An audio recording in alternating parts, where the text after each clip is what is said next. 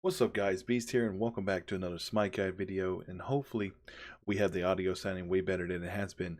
I sincerely apologize for that because for my channel I've always wanted to make sure everything is the best quality that I can offer, so thank you guys for letting me know that I need to fix that. So moving forward the audio will be better. Today we have the deadly god of bats, Camazotz, and as per the usual guides on this channel, we will first talk about the god's abilities, then talk about the build we have for him, and then we'll talk about any thoughts we have regarding strengths and weaknesses. If you're finding me for the first time, we do weekly Smite Guide videos, and I also have other game videos on this channel as well, so be sure to subscribe to stay updated on my channel, and make sure to follow me on my Twitter and Twitch channels to stay up to date on what I'm doing off stream and what I'm doing when I go live. Links to my other channels are down in the description below. Real quick before we begin, I wanted to go a bit off topic here and say that I plan on picking back up on the Division soon. So once I get caught up on the grind, I'll be doing some build videos on there as well, and to see if we can take over the Dark Zone like we did in the old days. With all that out of the way, let's get right into it. Starting with the passive ability, Essence Drinker, Camazotz has a passive Essence Drinker bonus for physical lifesteal and healing. Also, anytime a god dies, they leave behind a pool of their essence in the spot they were slain.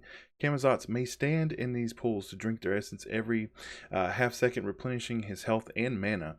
The pools are only visible to Camazotz, and regardless of how many Camazotz there are on the field, there's only one pool per death. His one is an ability called Screech, and he screeches loudly and launches a sound wave that pierces through minions and deals damage.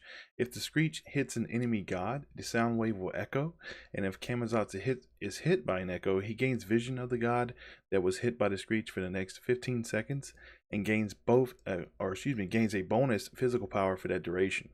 His 2 is called Vampire Bats, and Camazotz commands a swarm of bats to fly out and attack a single target, damaging and slowing them by 30% for 3 seconds, and then carrying back a heal. If this target was a large jungle monster, they will be marked, and Camazotz will receive a heal as well as a stackable vampirism buff that lasts 210 seconds. Marked monsters will not provide Camazotz with another stack of vampirism or an additional heal. His 3 is called Devour, and Camazotz leaps forward a short distance, dealing damage on impact and healing himself per enemy hit. And finally, we have the ult, Bat Out of Hell, where Camazotz flies into the air for the next 4 seconds. While flying, he may swoop forward to deal damage, and he also may do this up to 3 times, landing on the 3rd time. Hitting more than one enemy god in a single swoop will do increased damage per god, and Camazotz is also CC immune for the duration of this ability, and he is also able to pass through player created obstacles. Now for the build. Since we are playing the jungle position, you can't go wrong with Assassin's Blessing. The additional heal it offers is just too good, and since Camazotz heals from his 2 and 3, the god has great sustain, making him a real threat in the jungle. Since I was used to playing with no boots thanks to Ratatasker, for Camazotz I tend to start with Transcendence as a second item.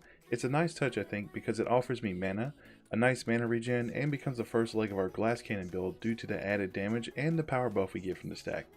A health and mana pot finalizes the start, just in case I need something extra, but more often than not it's the mana pot that gets used and the health pot just stays pretty much untouched because we have the vampirism.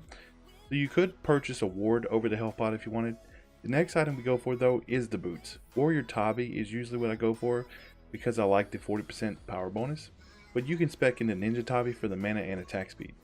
For the 4th item we tend to go with Jotun's Wrath. I'm really liking this as my go-to for a jungler as the power increase in CDR is really nice, and the extra mana is very helpful as well. I tend to pair this item with the Crusher next to give us more power needed to gank just about anyone that's not a tank.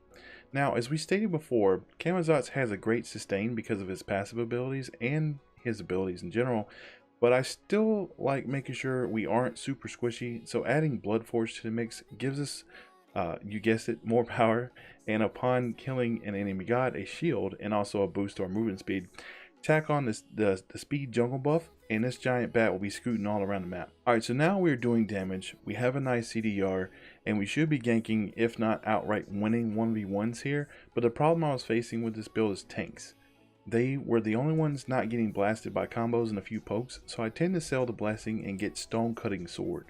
Stone Cutting Sword gives us the trigger to our glass cannon, if you will, and the passive allows us to tear down physical protections while increasing our own, and it helps crush tanky gods that you might struggle with early and mid game. I really like Camazotz because of the damage potential he is capable of dealing. The vampirism buff and his passive allow him to stay in the field longer, and if you build him right, he could be an absolute powerhouse. But as we stated before, this build is a glass cannon, meaning while he deals a lot of damage, he is squishy. He doesn't really have a dash, so his escape is limited to jumping or even using his ult to get out of danger. The only CC immunity he has is his ult, so that is why usually I go for Blink Rune and Purification Beads as my relics to kind of make up for what he lacks. But that's it for my Glass Cannon jungle build. Tell me what you guys think in the comments below. Be sure to vote for the next guy we will cover. The link is down in the description. The poll lasts for about 2 days after upload, so make sure to cast your vote soon or you'll miss it. If you enjoyed this guide, do me a solid and leave a like. And hey, if this is your first time here, welcome, and consider subscribing for more guides just like this one. My name is Beast of Ishtar, and I'll see you in the next one.